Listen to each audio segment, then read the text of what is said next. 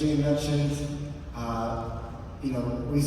he's been doing this forever, but he was really nice enough to take a chance on me about 4 years ago, and let me participate in some of his shows. And it took a lot of confidence from him because I wasn't doing this regularly.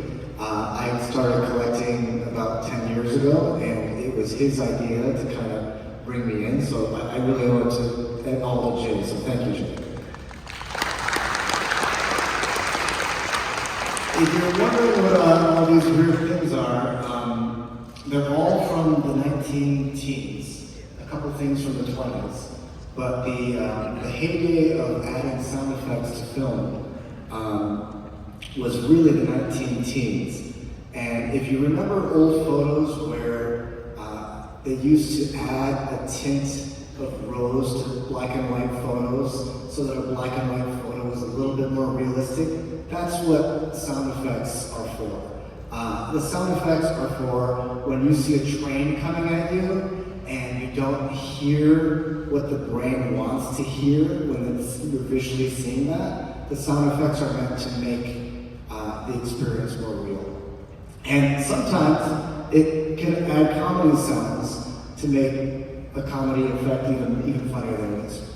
So all these instruments started out in vaudeville, and they were used for comedians. There would be a comedian on stage, and every time a comedian would trip and fall, they would call it catching the fall. The trap drummer, as they were called, would catch the fall. Every time the comedian would trip and fall, and Buster Keaton is the prime example of a comedian who makes people laugh that way. And I really wish there was more information, but I'm sure that Buster Keaton would have approved of adding sound effects to his action, because there's nothing more ungratifying than seeing someone do something physical silently. So the interesting thing to me in the research I've done about sound effects is it was up to the theater manager whether you added it or not. Theaters back then were not as homogenized, and they weren't chains like they are now.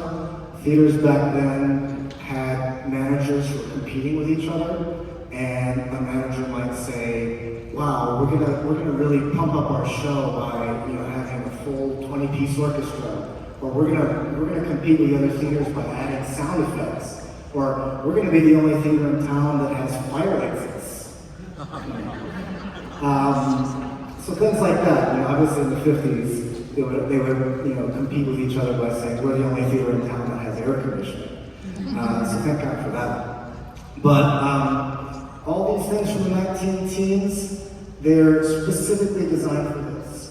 I didn't get this car horn from a junk sale. I got this car horn from the grandson of Ernest Pickford in Concord, Massachusetts, and his grandfather used this in a local theater.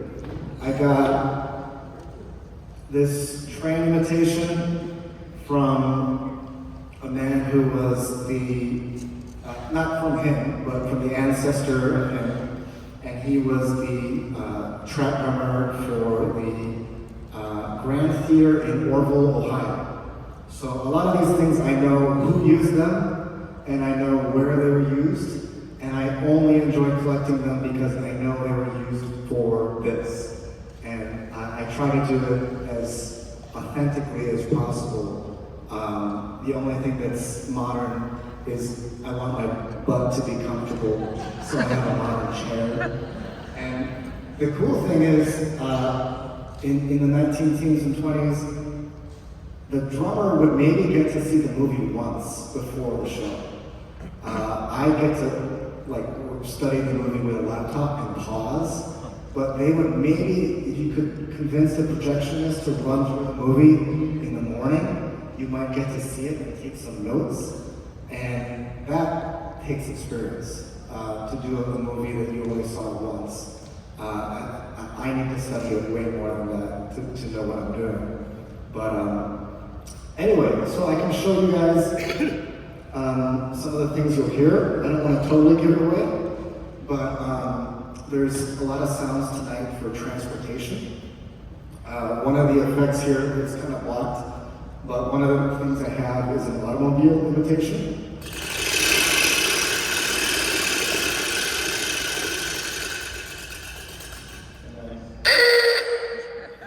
You kind of have to imagine like a Model T, because it doesn't really sound like a V8. Other transportation sounds, this counts as transportation.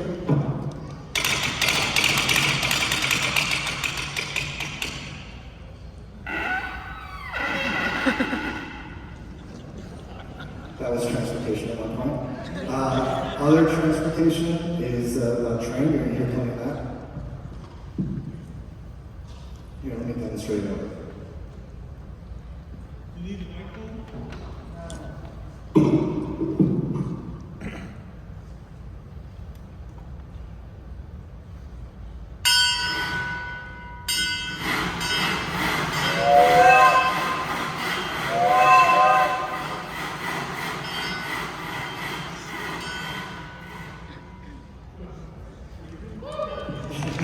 So with that,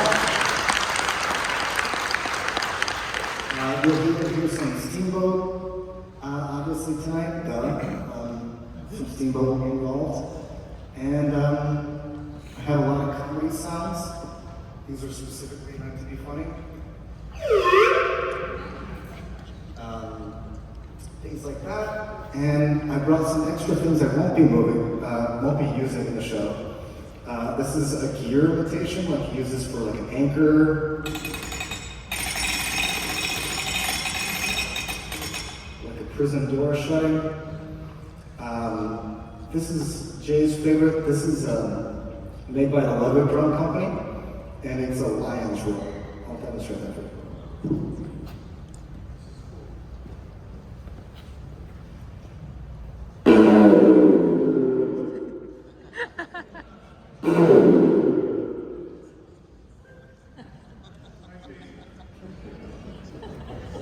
That one wasn't supposed to be funny, but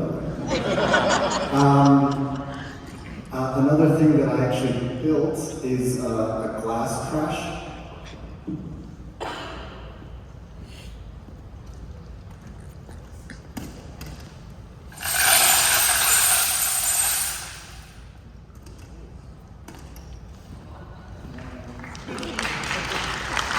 We'll do that a couple times. And then if you're allowed to laugh during this. This is a chicken imitation.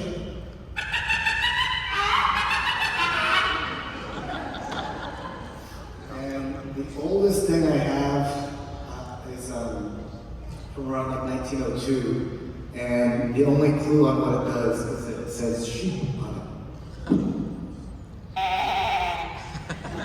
So, you gotta suspend a little disbelief there.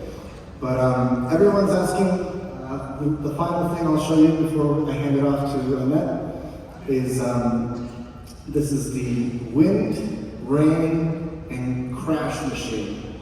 And it was, this was made around 1910, and it was designed for this movie. I'm really glad that I get to use it. I'll demonstrate all the different sounds.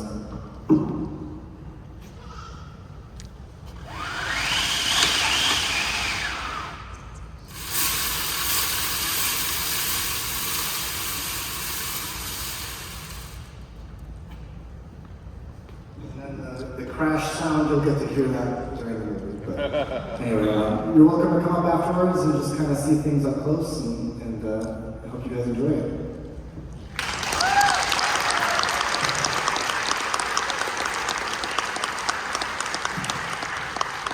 Now that lion's roar, that's my favorite, but Nick has been talking about doing another one of those, but it would be like this, by this big, and that would be a dinosaur roar. So then we could do the Lost World. That'd be a good one for Okay. Thanks, Nick. And now I'd like to introduce